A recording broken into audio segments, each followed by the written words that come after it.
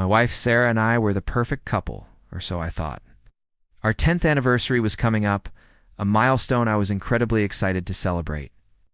We had been through so much together, the early days of struggle, building our careers, and finally settling into a comfortable life. To mark the occasion, I wanted to do something special, something that screamed, "I love you" more than ever. I decided a new car would be the perfect gift.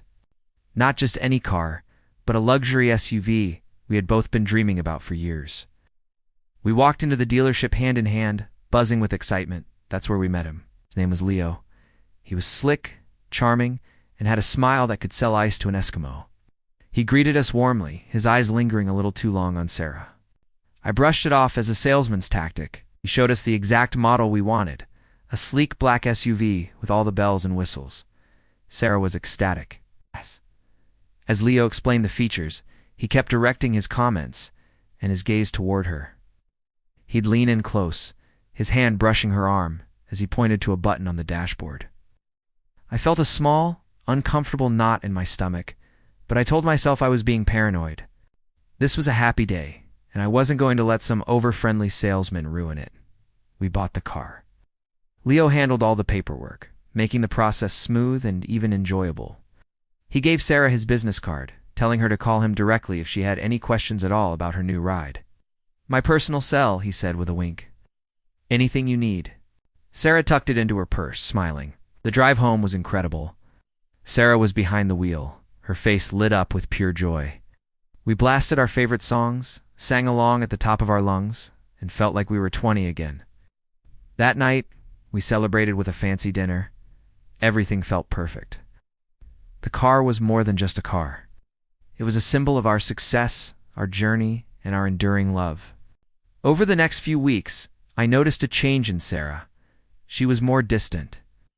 Always on her phone, smiling at texts she would quickly hide if I came near. She started going out for girls' nights more often, coming home late with vague stories about her evening.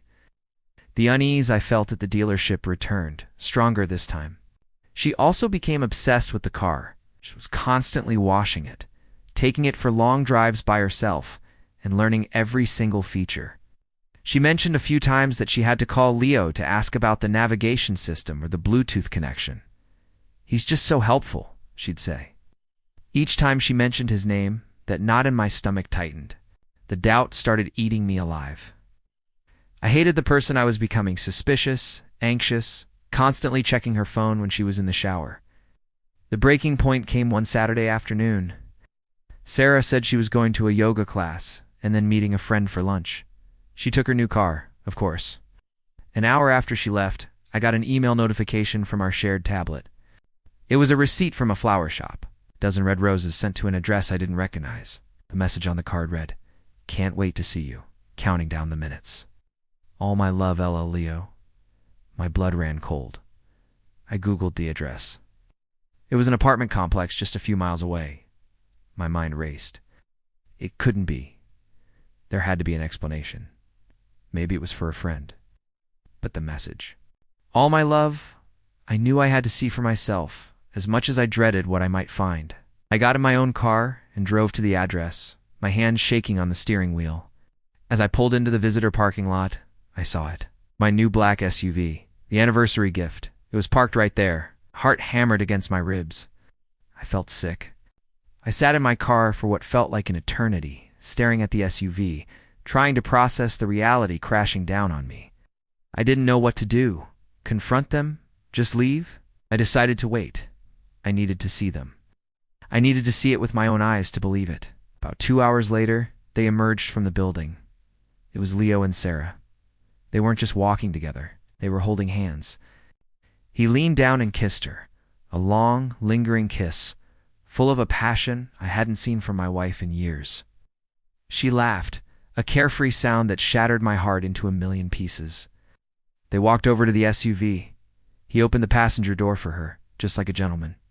Then he walked around to the driver's side and got in. My anniversary gift to her. They were using it for their secret dates. The betrayal was so profound, so layered, it was suffocating. It wasn't just the affair, it was the car. The symbol of our love had become the vehicle for her deceit. I watched as they drove away, laughing together in the front seat. I just sat there, numb. The man who sold me the symbol of my love for my wife was using it to steal her from me.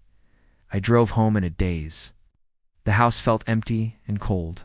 When Sarah got home a couple of hours later, she was beaming. "Hey hun, yoga was amazing, so refreshing. And Jen and I had the best lunch." She started telling me a detailed, fabricated story about her day. I just stared at her. I let her finish, and then I calmly said, "How was Leo?" The color drained from her face. She froze, her fake smile dissolving into panic. "What? What are you talking about?" she stammered. I didn't yell. I just told her what I saw.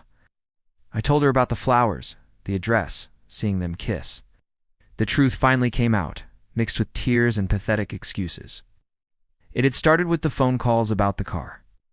The calls became flirty texts, which led to secret coffee dates. And then, this.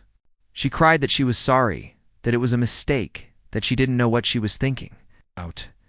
But the words were empty. The trust was gone, incinerated in the image of them kissing next to our anniversary car. I told her to pack a bag and leave. I told her she could go stay with Leo in his apartment. The hardest part was looking at the black SUV parked in our driveway. It was a constant, gleaming reminder of my wife's betrayal. The next day, I called a lawyer. And then I called another dealership and traded in the car. I couldn't bear to look at it for another second. Mouse. The most beautiful gifts can hide the ugliest truths. The road ahead is going to be long and difficult, but I know one thing for sure. I'm driving it alone. Thanks for listening to my story. If you've been through something similar, know you're not alone. Don't forget to like and subscribe for more stories.